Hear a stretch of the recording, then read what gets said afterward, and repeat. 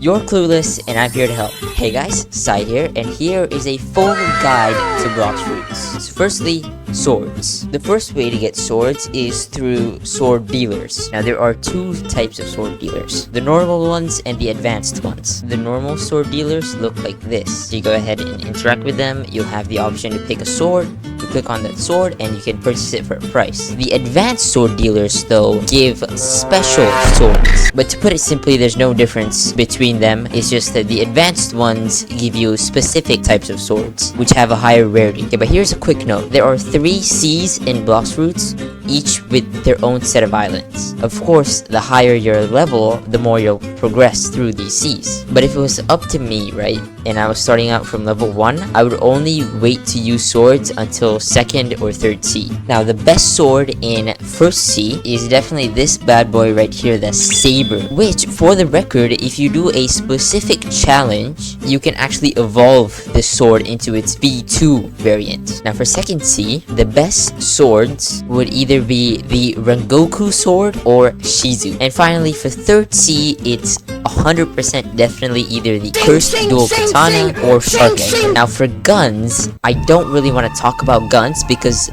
nobody really ever uses them. However, in the latest update, a couple new guns were added. However, I cannot say whether they're good or bad because I haven't personally gotten them and used them. But hey, in a future video, I will do. Now moving on to what's literally in the name of the game, fruits. Fruits are, well, fruits that give you special abilities when eaten. There are several different ways to actually get fruits. The first is to find them randomly spawned in on the ground. However, this is very rare and I myself have only found about 2 or 3 in all my time playing Blox fruits. However, if you go to the shop over here, you can see there's this little game pass called Fruit Notifier. It notifies you when a new fruit spawns in. The second way is through this guy right here, the Blox fruit dealer, who can be found in every sea, by the way. And if you interact with this guy, you will see the fruit shop, which randomly stocks up fruits every 3 hours. And with this, you can purchase fruits using your in-game money. However, if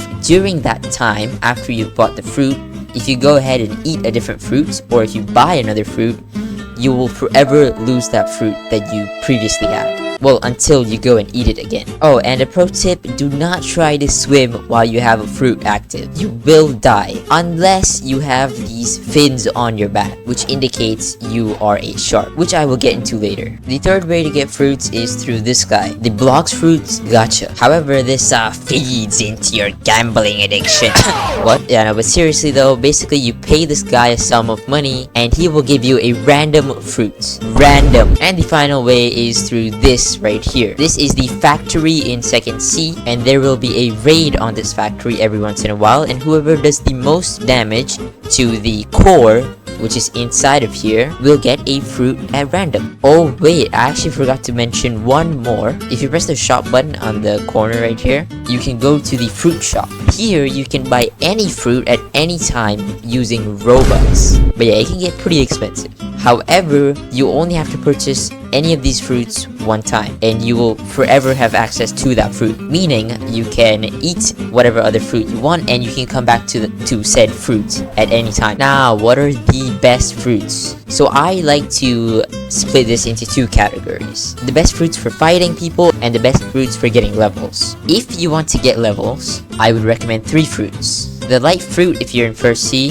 the Buddha fruit for all 3 Cs, and the magma fruit for any C. For PvP, I recommend doe, I recommend leopard, kitsune, and also dragon. And one more thing you need to know about fruits is that they can be awakened. Not every fruit can be awakened, however most can be. But how do I awaken them? Well, you gotta come to this island which is called Hot and Cold, and you gotta come over here. Once you enter the factory, come over to this console and keep clicking on these things until you get the combination red, blue, green, blue. This will then unlock this secret door on the side here. And all you gotta do is just go up here and you find this guy, a mysterious scientist. Talking with this guy will allow you to purchase a chip, okay? Basically, with this chip, you can start a raid. A raid is basically just waves of enemies you have to defeat, and then at the end there's a boss. If you successfully beat the raid, you will be able to awaken your fruit, one ability at a time. However, your fruit has to match with the raid type. For example, if I have a magma fruit, then I do a magma raid and I successfully complete it, only then can I awaken it. Now you may be asking me, how do I level up? Well, little boys and gals, the most effective way to level up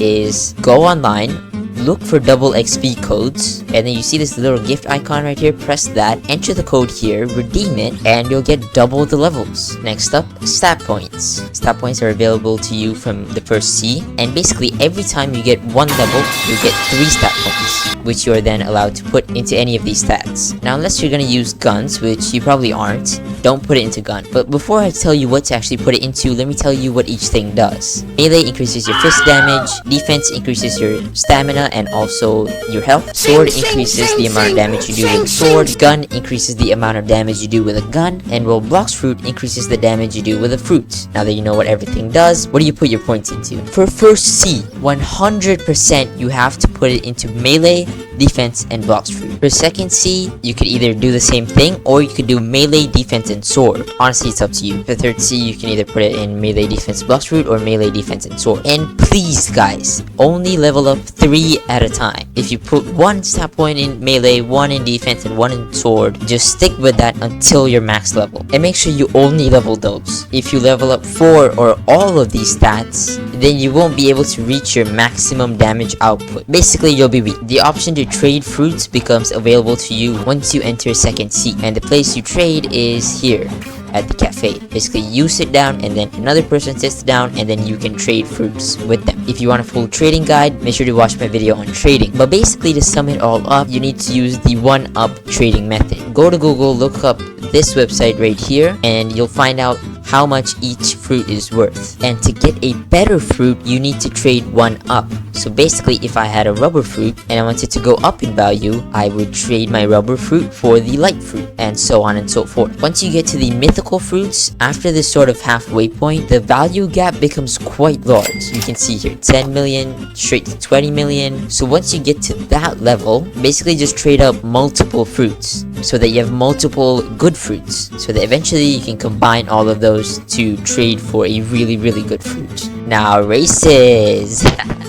Controversial topic. No, I'm just kidding. Basically, in Blox fruits, there are a couple different races, and each has their own perks. If you're a shark, you swim faster, and you're also not affected by the ocean. If you have a Blox fruit equipped, the rabbit race makes you go faster. The ghoul race allows you to drain life from other people, and those races can also be leveled up, sort of, into their V2, V3, and eventually V4 form. And with each upgrade, obviously, your perks get upgraded. However, it's a very long and tedious process, so I will probably do it in a separate video. Now, also, once you reach second C, if you hover your mouse over your money, you can see it changes to this purple stuff. This purple stuff is called Fragments. Now, why do you need Fragments? Well, 3 reasons. The first is it's the currency that is used to awaken your fruits. The second is to awaken your race.